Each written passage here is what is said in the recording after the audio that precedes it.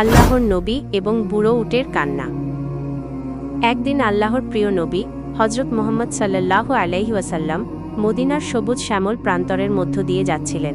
তার পাশ দিয়ে বয়ে যাওয়া বাতাস যেন এক পবিত্র সুবাস বয়ে আনছিল। তিনি যখন একটি আনসারী সাহাবীর সুবিশাল বাগানের পাশ দিয়ে হেঁটে যাচ্ছিলেন, তখন তার কান্নার এক অদ্ভুত শব্দ তার কানে ভেসে আসল। এই কান্না মানুষের ছিল না, ছিল এক অসহায় প্রাণীর। নবীজি সেই শব্দের উৎস খুঁজতে খুঁজতে বাগানের ভেতরে প্রবেশ করলেন। বাগানের এক কোণে তিনি একটি দৃশ্য দেখলেন যা তার পবিত্র হৃদয়কে গভীরভাবে নাড়া দিল। একটি দুর্বল, শীর্ণ ও জীর্ণশীর্ণ উট সেখানে বাঁধা ছিল। উটটির চোখ দিয়ে যেন অবিরাম অশ্রুধারা প্রবাহিত হচ্ছিল, তার চোখের পাতা ভিজে লাল হয়ে গিয়েছিল। উটটি এমন করুণভাবে বিলাপ করছিল যেন সে তার সমস্ত কষ্ট ও দুঃখ প্রকাশ করতে চাইছে, যেন সে মানুষ হয়ে তার ব্যথা জানাতে পারছে না বলে যন্ত্রণায় ছটফট করছে। তার প্রতিটি কান্নার ফোঁটা যেন মালিকের প্রতি এক নীরব অভিযোগ ছিল। নবীজি হজরত মুহাম্মদ সাল্লাল্লাহু আলাইহি ওয়াসাল্লাম অত্যন্ত মমতা ভরে উটটির দিকে এগিয়ে গেলেন। তিনি তার পবিত্র স্নেহমাখা হাত দিয়ে উটটির পিঠে ও মাথায় বুলাতে শুরু করলেন। তার হাতের স্নিগ্ধ স্পর্শ পেয়ে উটটি আরও বেশি করে কাঁদতে লাগল, তার ফোঁপানো আরও বাড়ল। সে মাথা তুলে নবীজির দিকে এমনভাবে তাকিয়ে রইল যেন সে তার অসহায়ত্বের চূড়ান্ত বর্ণনা দিতে চাইছে, যেন সে বলছে, হে আল্লাহর রাসূল, আমাকে বাঁচান। তার চোখের ভাষা যেন সহস্র অভিযোগের সমষ্টি ছিল। এই দৃশ্য দেখে নবীজির মন ব্যথিত হয়ে উঠল। তিনি আশেপাশে তাকালেন এবং সেই আনসারী সাহাবীকে, যিনি ছিলেন উটটির মালিক, ডেকে পাঠালেন। সাহাবী দ্রুত এগিয়ে এলে নবীজি অত্যন্ত কোমল অথচ দৃঢ় কণ্ঠে জিজ্ঞাসা করলেন, এই উটটি কার? এর এমন করুণ দশা কেন?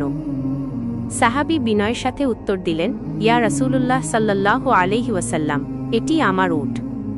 নবীজি হজরত মুহাম্মদ সাল্লাল্লাহু আলাইহি ওয়াসাল্লাম তখন সাহাবের দিকে তাকিয়ে বললেন, তার কণ্ঠে ছিল উদ্বেগ ও উপদেশ, তুমি কি এই প্রাণীটির ব্যাপারে আল্লাহকে ভয় করো না, যা আল্লাহ তোমাকে দান করেছেন?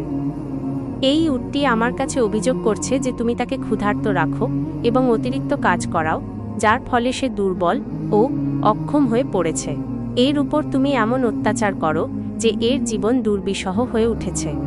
নবীজির এই কথা শুনে সাহাবী লজ্জিত ও অনুতপ্ত হলেন। তিনি তৎক্ষণাৎ নিজের ভুল বুঝতে পারলেন এবং নবীজির সামনেই প্রতিশ্রুতি দিলেন যে তিনি আর কখনো উটটির প্রতি এমন অবিচার করবেন না। তিনি অঙ্গীকার করলেন যে তিনি উটটির যথাযথ যত্ন নেবেন, তাকে পর্যাপ্ত খাদ্য ও বিশ্রাম দেবেন এবং তার জীবনের বাকিটা সময় আরাম ও শান্তিতে কাটানোর ব্যবস্থা করবেন। এই ঘটনাটি কেবল একটি উট ও তার মালিকের গল্প নয়, এটি প্রমাণ করে যে আল্লাহর নবী হজরত মুহাম্মদ সাল্লাল্লাহু আলাইহি ওয়াসাল্লাম কেবল মানুষের প্রতিই নন, বরং সকল সৃষ্টির প্রতিও কতটা দয়ালু ও সহানুভূতিশীল ছিলেন। তিনি প্রাণীদের অধিকার রক্ষায় সচেষ্ট ছিলেন এবং তাদের প্রতি যে কোনো প্রকার দুর্ব্যবহারের তীব্র নিন্দা করতেন। তার এই সহানুভূতিশীল আচরণ উম্মতের জন্য এক মহান আদর্শ স্থাপন করেছে, যা প্রাণী কল্যাণের গুরুত্বকে তুলে ধরে। এই ঘটনা আমাদের স্মরণ করিয়ে দেয় যে প্রতিটি জীব আল্লাহর সৃষ্টি এবং তাদের প্রতি আমাদের মানবিক ও নৈতিক দায়িত্ব রয়েছে। তায়েফের কান্না ভেজা রাস্তা। মক্কার কাফিরদের অত্যাচারে যখন মুসলমান এবং স্বয়ং আল্লাহর নবী হজরত মুহাম্মদ সাল্লাল্লাহু আলাইহি ওয়াসাল্লামের উপর জুলুম নির্যাতন চরমে পৌঁছে গেল, তখন মক্কায় ইসলাম প্রচারের পথ প্রায় রুদ্ধ হয়ে গিয়েছিল। এমন পরিস্থিতিতে নবীজি সিদ্ধান্ত নিলেন পার্শ্ববর্তী তায়েফ নগরীতে যাবেন, যেখানে তিনি আশা করেছিলেন যে সেখানকার সর্দার ও জনগণ ইসলামের দাওয়াতকে সাদরে গ্রহণ করবে এবং এই নতুন দিনের জন্য একটি নিরাপদ আশ্রয়স্থল তৈরি হবে। তার সাথে ছিলেন বিশ্বস্ত সঙ্গী ও পালক পুত্র হজরত জায়েদ ইবনে হারেসা রাদিয়াল্লাহু তাআলা আনহু।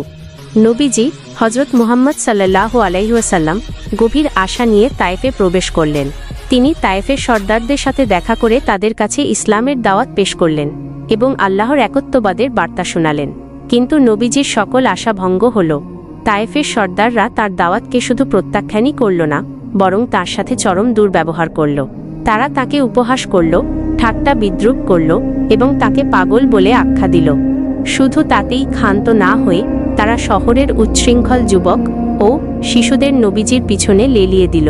এই বর্বর জনতা নবীজিকে পাথর ছুঁড়তে শুরু করল।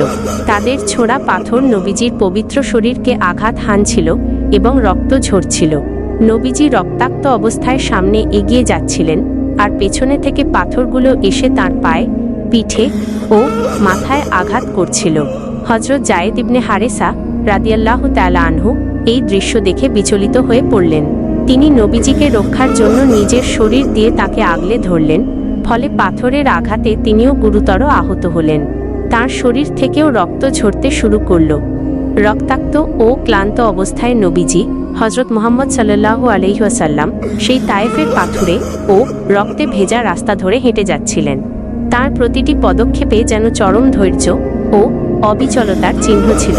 তার হৃদয় ছিল ব্যথিত, দুঃখ কষ্টে পূর্ণ, কিন্তু তার মুখে ছিল আল্লাহর প্রতি অগাধ বিশ্বাস ও পূর্ণ ভরসা। তিনি কিছুদূর গিয়ে একটি বাগানে আশ্রয় নিলেন, যা ছিল উতবা ইবনে রাবিয়া এবং সায়বা ইবনে রাবিয়ার বাগান। সেখানেই তিনি একটি গাছের নিচে বসে পড়লেন, রক্তাক্ত পা ধুয়ে নিলেন এবং আল্লাহর কাছে আশ্রয় চাইলেন। এই চরম পরীক্ষার মুহূর্তে আল্লাহ তাআলা তাঁর কাছে জিব্রাইল আলাইহিসসালামকে পাঠালেন। জিব্রাইল আলাইহিসসালামের সাথে ছিলেন পাহাড়ের দায়িত্বে থাকা ফেরেশতা। পাহাড়ের ফেরেশতা নবীজিকে সালাম দিয়ে বললেন, হে আল্লাহর রাসূল সাল্লাল্লাহু আলাইহি ওয়াসাল্লাম, আপনি যদি আদেশ করেন তবে আমি এই তায়েফের দুই পাশে অবস্থিত দুটি পাহাড়কে একত্র করে তায়েফবাসীকে পিষে মারব, যারা আপনার প্রতি এমন জঘন্য আচরণ করেছে। কিন্তু আল্লাহর নবী হযরত মুহাম্মদ সাল্লাল্লাহু আলাইহি ওয়াসাল্লাম তার মহান ধৈর্য, ক্ষমা ও মানবতার প্রতি গভীর ভালোবাসার এক উজ্জ্বল দৃষ্টান্ত স্থাপন করলেন। তিনি বললেন, না, আমি এটা চাই না, বরং আমি আশা করি যে তাদের বংশধরদের মধ্য থেকে এমন মানুষ আসবে যারা একমাত্র আল্লাহর ইবাদত করবে এবং তার সাথে কাউকে শরিক করবে না। এই ঘটনায় নবীজি হযরত মুহাম্মদ সাল্লাল্লাহু আলাইহি ওয়াসাল্লাম এর অসীম ধৈর্য, সহনশীলতা এবং প্রতিশোধ পরায়ণতা থেকে বিরত থাকার এক বিস্ময়কর দিক ফুটে উঠেছে। তিনি ব্যক্তিগত আঘাতের প্রতিশোধ না নিয়ে বরং হেদায়েতের পথ বেছে নিয়েছিলেন, যা তার নবুয়াতের অন্যতম প্রধান বৈশিষ্ট্য ছিল। তায়েফের সেই কান্না ভেজা রাস্তা কেবল তার শারীরিক কষ্টের সাক্ষী ছিল না, বরং ছিল তার অদম্য ইচ্ছাশক্তি, মানবতার প্রতি তার প্রগাঢ় ভালোবাসা এবং ইসলামের প্রতি তার একনিষ্ঠ অঙ্গীকারের প্রতীক। এই ঘটনা আমাদের শিক্ষা দেয় যে প্রতিকূল পরিস্থিতিতেও ধৈর্য ধারণ করা এবং ক্ষমার মানসিকতা পোষণ করা কতটা গুরুত্বপূর্ণ। এরকম আরও সুন্দর সুন্দর ভিডিও পেতে চ্যানেলটি সাবস্ক্রাইব করে রাখুন। ভিডিওটি আপনার ভালো লাগলে আমিন লিখুন।